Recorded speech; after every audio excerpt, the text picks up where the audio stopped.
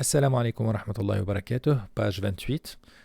Alhamdulillahi hamdan kathiran kama amar. Louange à Allah, maintes et nombreuses comme il nous l'ordonne. Wassalatu wassalamu ala al-habib al-muta'i khayr al-bashar. Et paix et salutations sur le meilleur des hommes, le bien-aimé Muhammad. Sallallahu alayhi wa sallam. Amma ba'd. Nous étions rendus à la fin de la page 27 à l'obligation de laisser... au verset où Allah nous parlait de l'obligation de laisser, de faire un testament pour ceux qui ont une certaine aisance, certaine richesse, pour laisser à ceux qui sont aux proches, notamment les parents et les proches. Et on avait dit que ces versets-là ont été abrogés par les versets plus explicites dans Surat An-Nisa. Par contre, Allah a fini la page en insistant sur le fait de ne pas modifier ce testament et que si jamais bien sûr conformément à ce que Allah a ordonné, et ceux qui le modifient vont avoir... ont commis un péché non négligeable. Aujourd'hui, Inch'Allah, on continue avec une ayah dans le même contexte et ensuite on va parler de l'obligation de jeûner, le jeûne de Ramadan.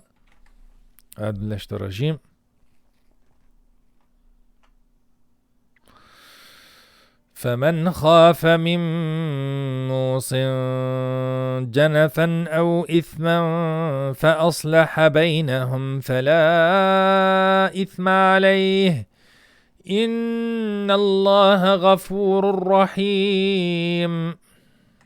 On va agrandir un peu.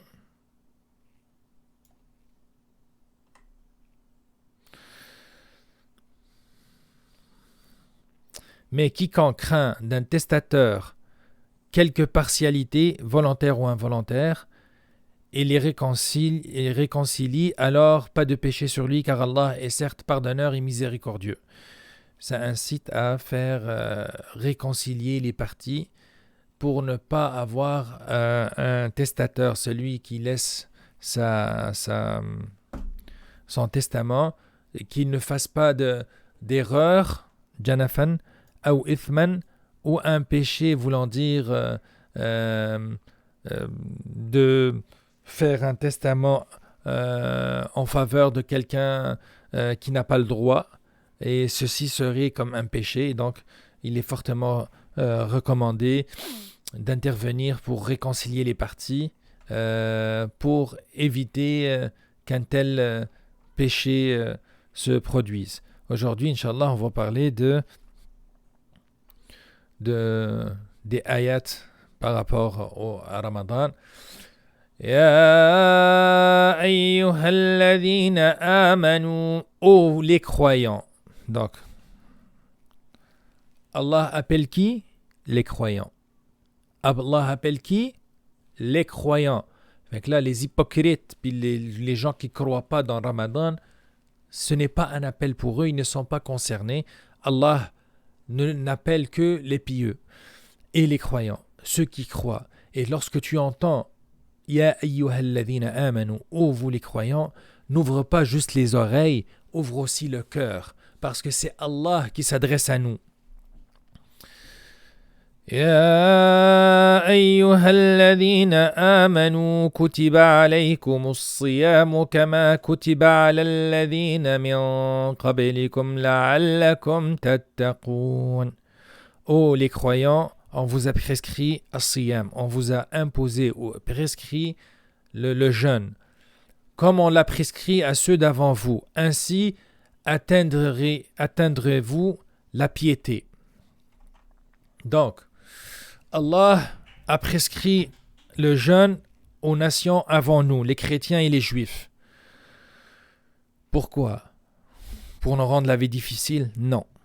Pour qu'on puisse atteindre la piété. Et c'est un fait que ceux qui ont faim sont plus proches de la piété, sont plus humbles, vont penser aux pauvres, vont être plus altruistes, alors que ceux qui se sont excusez le mot, empiffrer, le jeûne te rend plus sensible émotionnellement et plus proche de la piété. Et donc Allah nous a prescrit as-siyam. Oui, il y a la purification de ton corps, oui, ton corps va se nettoyer, oui, ton corps va avoir une meilleure réaction à l'insuline, oui, ton corps va se reposer, ton système digestif va se reposer, plein de bienfaits.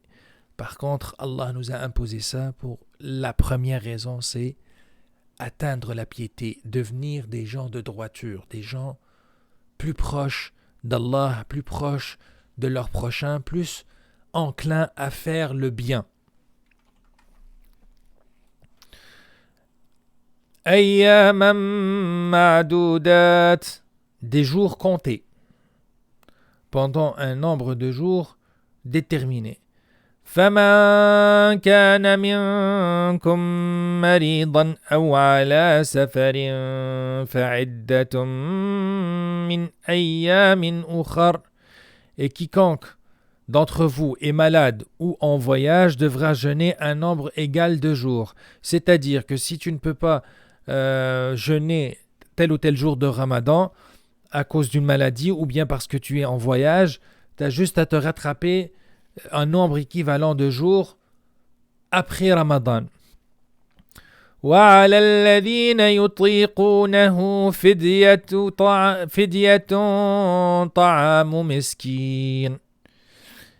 Et pour ceux qui ne pourraient le supporter qu'avec une grande difficulté, il y a une compensation, nourrir un pauvre. C'est-à-dire, يطيقونه, c'est-à-dire que c'est comme si pour ceux qui sont malades ou bien le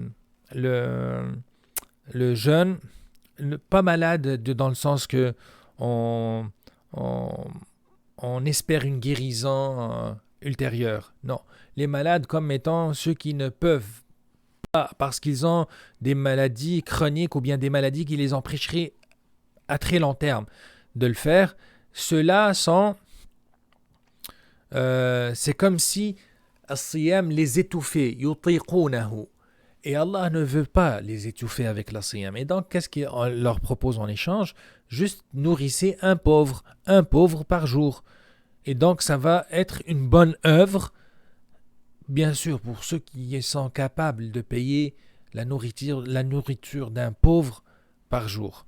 Parce qu'Allah لا يكلف الله نفسا إلا وسعها. Allah ne nous impose que ce qu'on peut faire. فمن تطوع خيرا فهو خير له.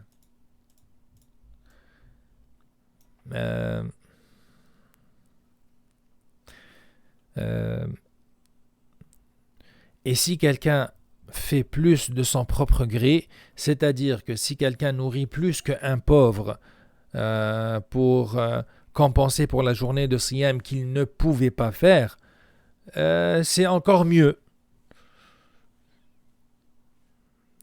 C'est pour lui, mais il est mieux pour vous de jeûner si vous le saviez. وَأَن تَصُومُوا خَيْرٌ لَكُمْ إِن كُنتُمْ تَعْلَمُونَ. Mais il est mieux pour vous de jeûner si vous le saviez. Bien sûr, on parle de ceux qui sont capables de jeûner et jeûner, comme j'ai dit, la littérature médicale sur le jeûne et le jeûne intermittent, il y en a des tonnes et des tonnes de recherches qui ont été faites dessus. Vous avez juste à lire, alhamdulillah, Dieu merci, pour nous imposer as-siyam pour notre propre bien. شهر رمضان الذي أنزل فيه القرآن هدى للناس وبينات من الهدى والفرقان. Ces jours sont le mois de Ramadan au cours duquel le Coran a été descendu comme guide pour les gens, épreuve claire de la bonne direction et du discernement. Donc, quiconque d'entre vous est présent en ce mois, qu'il jeûne. Et quiconque est malade ou en voyage, alors qu'il jeûne un nombre égal d'autres jours. Allah veut pour vous la facilité et ne veut pas la difficulté pour vous. فَمَنْ شَهِدَ مِنْكُمُ الشَّهْرَ فَلْيَصُمْهُ. Quiconque vit ces jours-là, qu'il les jeûne. وَمَنْ كَانَ مَرِيضًا. Et si cette personne est malade, أَوْ عَلَى سَفَرٍ, en voyage, فَعِدَّةٌ مِّنْ أَيَّامٍ أُخَرٍ, des jours équivalents.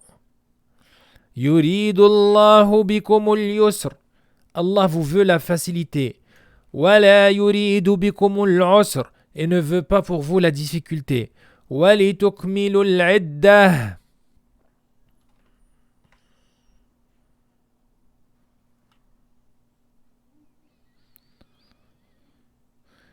Afin que vous en complétiez le nombre, c'est-à-dire le mois. Le nombre, je pense le nombre de jours, c'est-à-dire 29 ou 30. وَلِتُكَبِّرُوا اللَّهَ عَلَى مَا هَدَاكُمْ.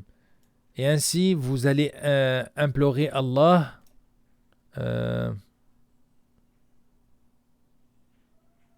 un bug ici, on va aller à la traduction directe. Afin que vous en complétiez le nombre et que vous proclamiez la grandeur d'Allah pour vous avoir guidé. وَلِتُكَبِّرُوا اللَّهَ عَلَى مَا هَدَاكُمْ. Vous proclamiez la grandeur d'Allah pour vous avoir guidé. وَلَعَلَّكُمْ تَشْكُرُونَ. Et ainsi que et afin que vous soyez reconnaissants. Subhanallah. Lorsque on vit dans l'abondance pendant très longtemps, ces bienfaits d'Allah deviennent comme une banalité. Et Allah ne veut pas que ces bienfaits deviennent une banalité. Parce que lorsque un bienfait devient une banalité, on oublie d'être reconnaissant. Et regardez tout autour du monde, les gens qui ont faim, la misère, les guerres, et à quel point nous sommes bénis par la paix et bénis par Allah d'avoir cette abondance, d'avoir à manger. Et donc, ne pas manger volontairement pendant 30 jours te rappelle ce que le pauvre sent lorsqu'il n'a pas de nourriture, ceux qui sont dans le besoin et dans la nécessité, et donc nos cœurs deviennent plus fragiles et plus sensibles et plus proches des pauvres. Et le prophète alayhi salatu wassalam aimait les pauvres et était très proche des pauvres. Et il était quelqu'un de très reconnaissant. Tout ça, pour moi, tout ça, c'est le préparatif à cette ayah que je vais vous lire en ce moment. Et quand mes serviteurs t'interrogent sur moi, وَإِذَا سَأَلَكَ عِبَادِي عَنِّي. Et lorsque mes serviteurs, ou bien mes esclaves, vont te demander par rapport à moi, te poser des questions par rapport à moi, فَإِنِّي قَرِيبٌ. Et quand mes serviteurs t'interrogent sur moi, alors je suis tout proche. Allah n'a même pas dit قُلْ فَإِنِّي قَرِيبٌ. Il a répondu lui-même à nous. فَإِنِّي قَرِيبٌ. Allah nous dit qu'il est proche. أُجِيبُ دَعْوَةَ الدَّاعِ إِذَا دَعَانِ. Et j'exauce, ou bien je réponds à l'appel de celui qui me prie quand il me prie. C'est une forte incitation à prier Allah puis à demander à Allah tout ce que tu veux. فَلْيَسْتَجِيبُوا لِي وَلْيُؤْمِنُوا بِي لَعَلَّهُمْ يَرْشُدُونَ. Qu'ils répondent à mon appel et qu'ils croient en moi afin qu'ils soient bien guidés.